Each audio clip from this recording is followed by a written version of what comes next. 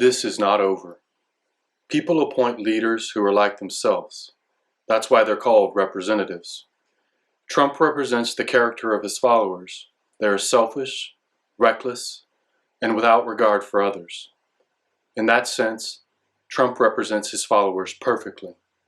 Trump and his followers think he is perfect, finding only things to praise in him and in themselves. They only care about themselves, and in that one sense, they've chosen a leader who fits them perfectly. Selfish fools supporting the most selfish fool. How fitting. They deserve each other. They are blind and they do not see the barbarism and violence and the betrayal of their families, their followers, and their fellow human beings. They are so utterly lost that they do not even see their errors, and they are many, and have forgotten how to blush. They have lied so much and for so long and so often, they have forgotten the truth and believe their own lies. Those who listen to violent words take violent actions.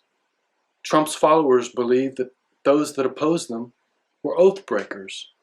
One of them asked, "What are we supposed to do?" They believe that the Supreme Court had not helped them and that no one has helped them. So in this act of insurrection, they believe that they were helping themselves. One Trump supporter said, "It's unquestionable that our votes were stolen. Unquestionable." Another said, "I want our representatives to do the right thing and decertify the 7 swing states." Thinking they were losing their freedom, they did exactly what Trump and most Republicans told them to do and fought back. The FBI put out an intelligence bulletin stating, "The violent breach of the U.S. Capitol building is very likely part of an ongoing trend in which extremists exploit lawful protest rallies and demonstrations and other gatherings to carry out ideologically motivated criminal activity. The increasing prevalence and influence of conspiracy theories based on a belief in the existence of a global or deep state actors who work to manipulate various social, political, and or economic conditions of the United States very likely served as a driver of some of this extremist violence. And some of these domestic terrorists are getting this information from none other than Donald Trump. Minnesota Governor Tim Walz's son had to be evacuated in tears amid reports that some people were standing outside their residences, yelling through a bullhorn to the governor, "We're coming for you." Even now, Trump supporters are either complaining that they've lost followers or supplicating for Trump and telling us to move forward. Yet when the peace is broken, there can be no peace until the grievances are properly addressed and equal justice has been administered. Then, and only then, can peace be properly restored. Some of Trump's followers have become so deranged in their lust for violence that even the women have assumed the mindset of hate. Listen to this unhinged Trump follower spew putridity. Interrupting Senator Schumer and accusing Schumer of being a racist, she yelled, "You're nothing but a coward. And seeing you hide underneath your desk, I actually got sexually excited over it. That's how much I loathe you. That's how much I'm glad what they did." As you can see from this tirade, there's still plenty of support for Trump and totalitarian, terroristic tactics. For those who doubt the criminal violence that Trump's followers are committed to enacting, consider Michigan Republican Congressperson Peter Meijer, who voted to impeach Trump. When asked if he'd received death threats, Representative Meijer nodded that he was among the many Republicans who received death threats from Trump's supporters before the impeachment vote.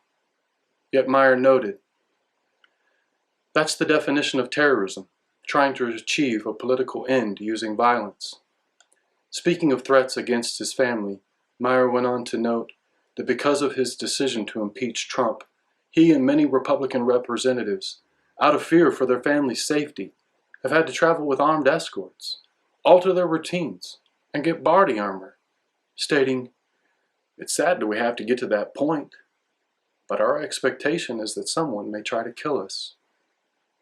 Or as we consider the violent behavior and capabilities of Trump's followers, recall that Judge Esther Salas's husband was shot and her son was killed in a home invasion and an attempt on her life by a misogynistic lawyer named Roy Hollander, who campaigned for Donald Trump.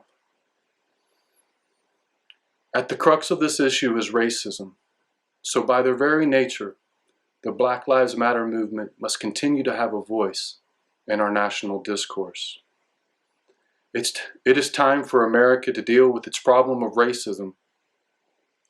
Whether we consider the founding of our nation on brutal slavery based on race, and the continuance of this wretched practice for the next 200 years, or the fact that people of color were considered only 2/3 of a human by our Constitution, or the fact that until slavery was abolished at the end of the Civil War, every one of our presidents except Abraham Lincoln owned slaves, or the 13th Amendment, which while abolishing slavery contained a clause, except as a punishment for crime, which when combined with other laws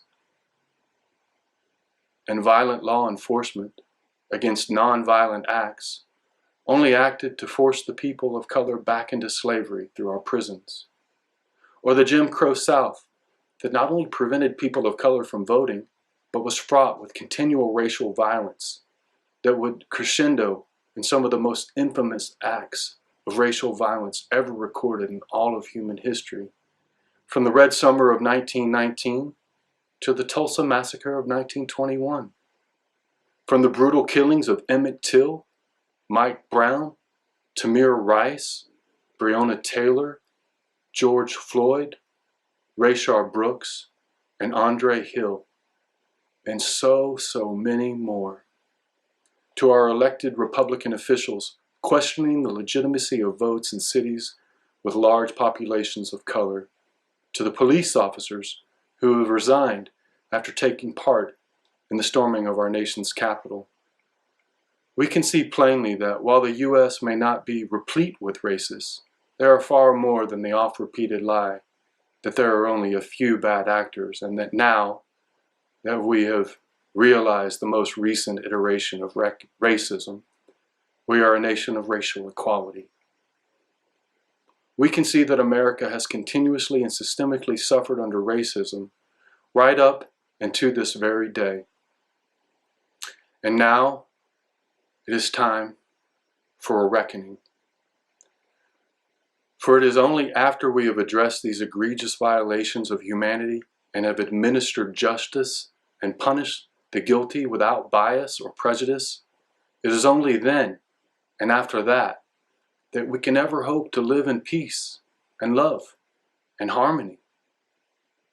And just like that Judge Salas, so many mothers who began the Black Lives Matter movement have endured the loss of their children, while so many Republican enablers cry for unity.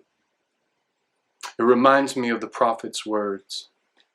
They healed the brokenness of the daughter of my people superficially, saying, "Peace, peace," but there is no peace, as a voice is heard in the height, weeping and bitterly mourning, a mother weeping for her children, and she refuses to be comforted because her children are no more.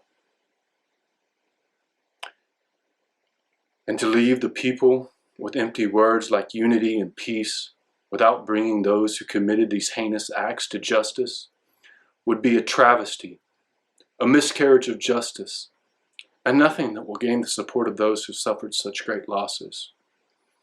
Be they sons or daughters, brothers or sisters, or fathers or mothers. They have seen their counterparts killed unjustly, without concern for them, as if they were not a person, and so, in an inhumane way. Be they family, friends, or neighbors, all of us have suffered loss, and justice must be administered to make things right. For justice is compassion for the victims.